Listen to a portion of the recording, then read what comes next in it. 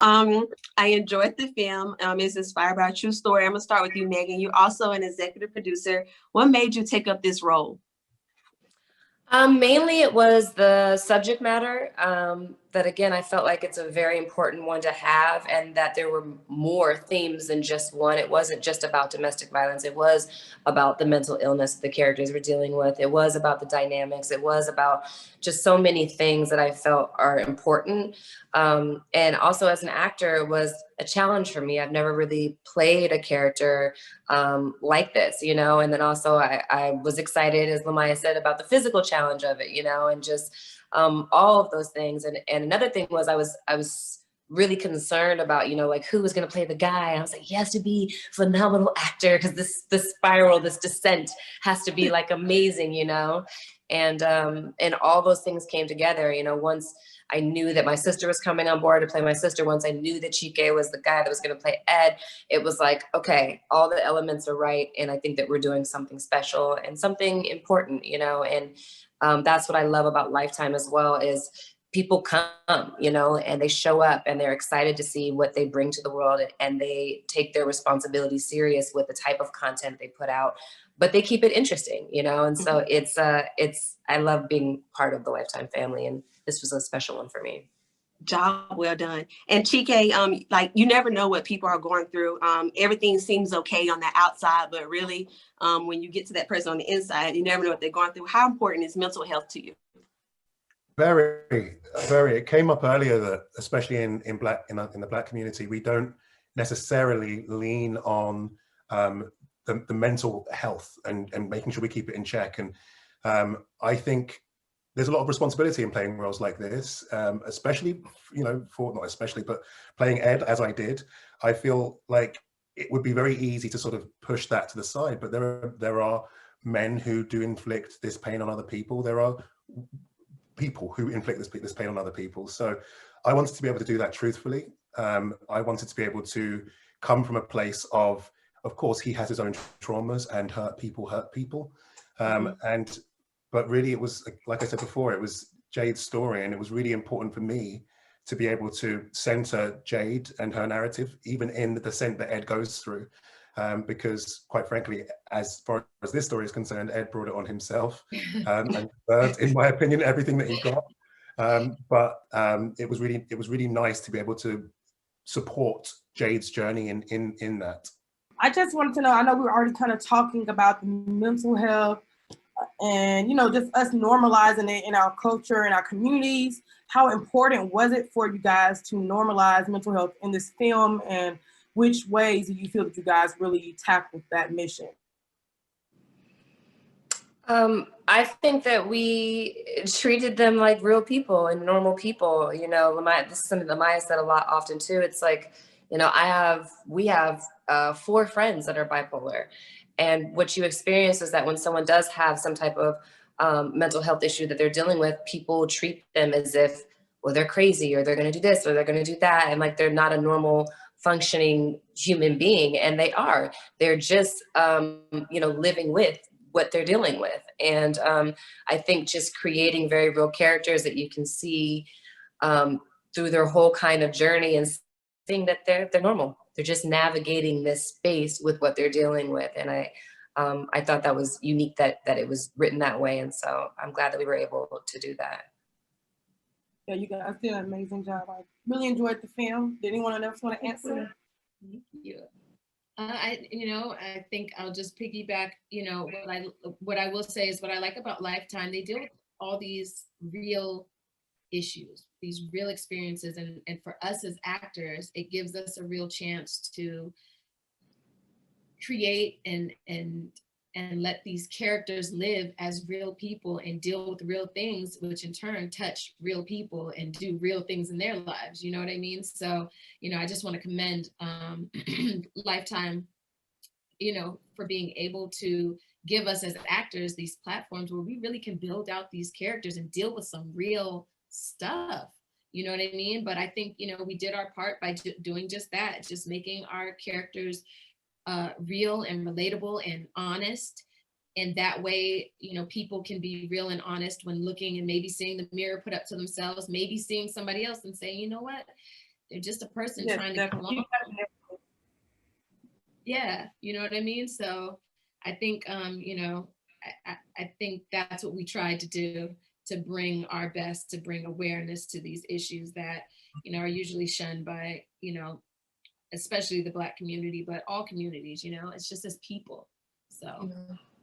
My question is for you, Meagan.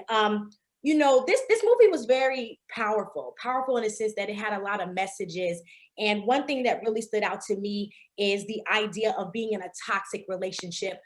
For that woman who is in that toxic relationship, what advice would you give her? And at what moment should she leave? Not necessarily, you know, fake her death, but actually get out of the situation, get out of the toxic relationship. Yeah, you know, I had a close friend that was in an abusive relationship, and sorry, someone's trying to break through. That was in an abusive relationship, and you know, what's interesting is I realized that no matter how hard I tried to help her, she just wasn't ready.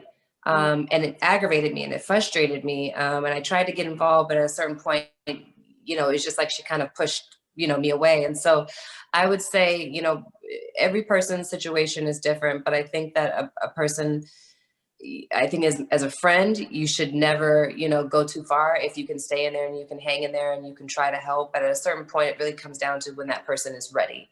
And when you're ready, knowing that there is something else on the other side.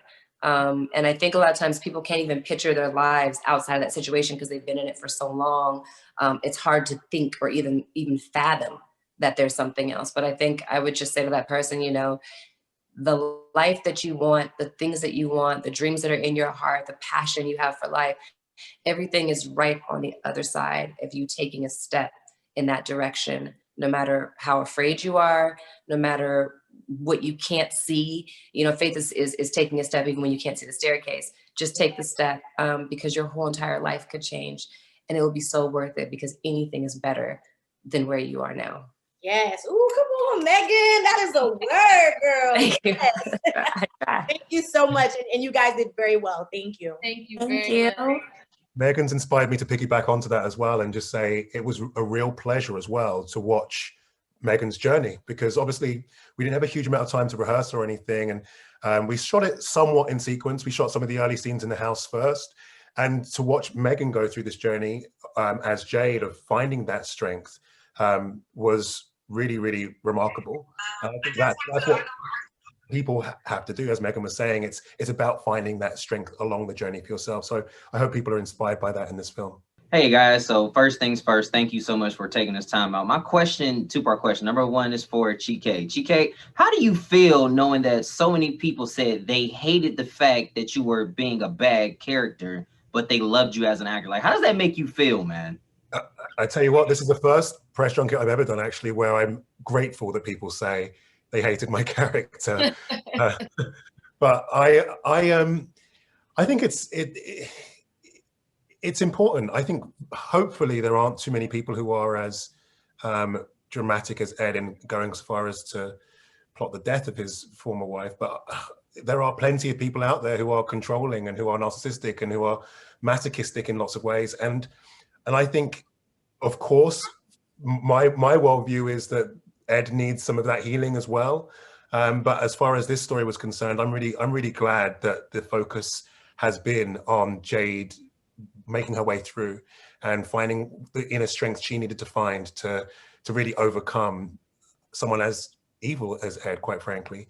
So it's a compliment. I'll say it that way. It's a compliment. I appreciate that we're able to go on these journeys as actors. And the moment I saw the little sort of blurb that I got sent before I read the script, I was like, yeah, I don't play this very often. I haven't played this before. So it's why you become an actor, to experience things outside of your own experience. So I'm grateful that people are receiving this the right way.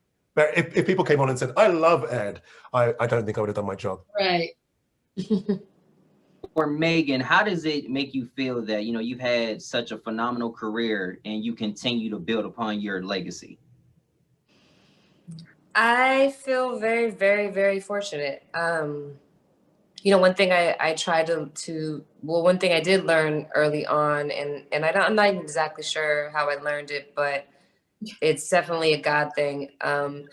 Don't believe your own hype.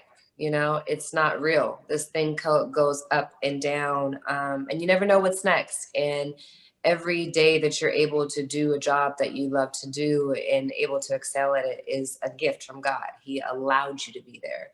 And so I tell myself, like, girl, you cute, but you're not the cutest in the world. You're talented, but you're not the most talented in the world. And have perspective, and be humble, and always be thankful, and always be grateful, and always be a student, and always don't play yourself by thinking that you're something that you will forever aspire to as we grow, and I don't think you ever quite get there. We're constantly evolving. So that's a long-winded way to just say I feel very thankful to have been able to work consistently all these years, and I sit in such gratitude of what God has allowed. But I know I've done the work, but I know it's not on me. A lot of people do the work.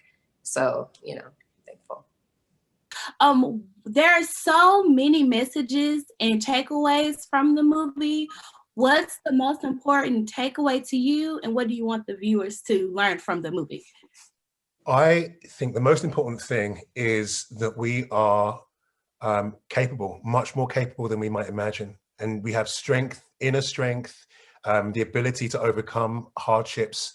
And good Lord, I hope people don't have to deal with it needing to come out. But I think when we are pushed our back against the wall, there is so much in us. And I did love that about Jade's journey. I only saw the film last night for the first time, and there were moments when I was like, I can't believe that she did that. And I'm really grateful that I was left with that as a message, that Jade didn't know she had it in her, but she did. And that's something I really hope people are left with. And also actually the importance of family, because it wasn't just Jade going through this. It was her daughter as well, in a way, even though Ed wasn't directly abusive to her yet, it was getting there, as we saw with a couple of outbursts. And so I think Jade had to do that for her family. She had to do it for her little girl. So I really appreciated that.